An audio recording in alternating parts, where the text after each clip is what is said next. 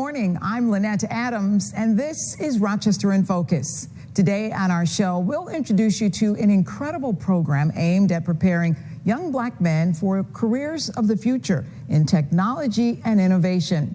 You'll meet the founder of Mission Fulfilled 2030.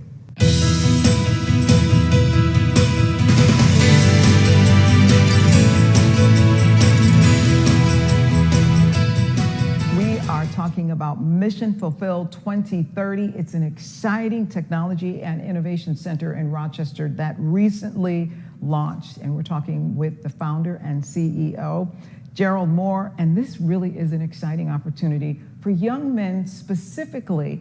And, you know, it's interesting. We were talking about the image that you portray and young men seeing an African-American who has this kind of expertise. That's part of it, right? Absolutely.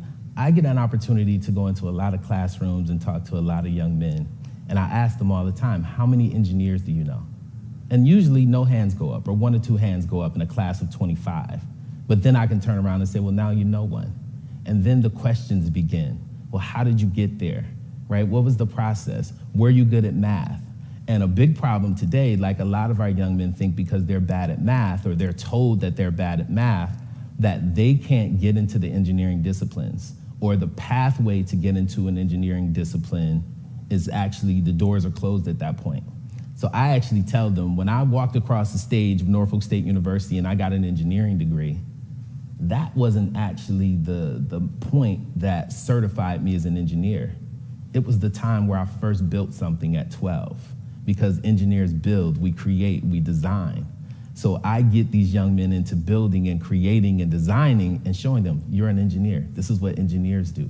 This is what computer scientists do. This is what all these different people do.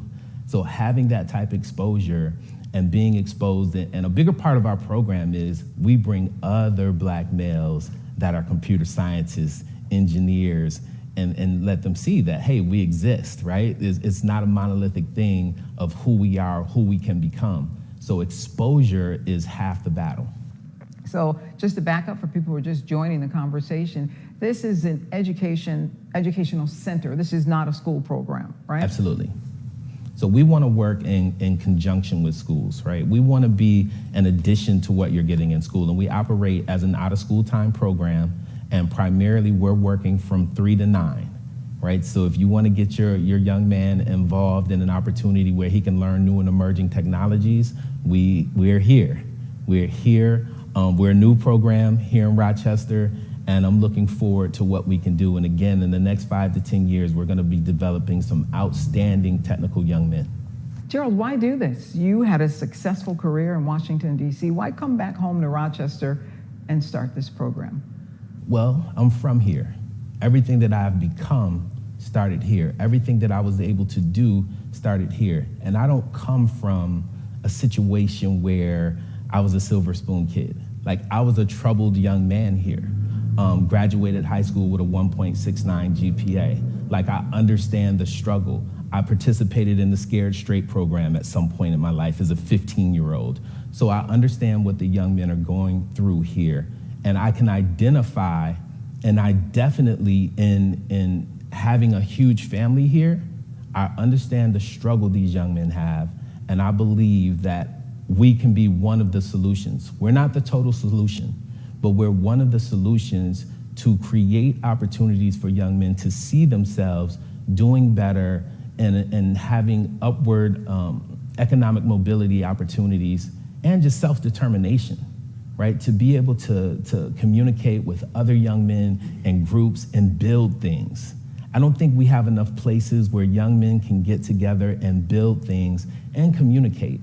And it's bigger than tech, like just getting together and having a conversation with young men together and learning how to navigate life, right? We have a code of conduct in our building. This is how you behave here, and this is how you take what we learn here out into the world and become community builders.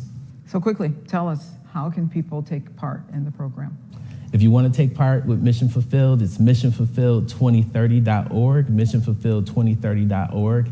And we need the community. Like, this is not a Gerald Moore effort. This is not a Mission Fulfilled 2030 effort. We need our foundations. We need city government. We need county government to come support this initiative and be able to provide different economic opportunities and career pathways for this young men in this community.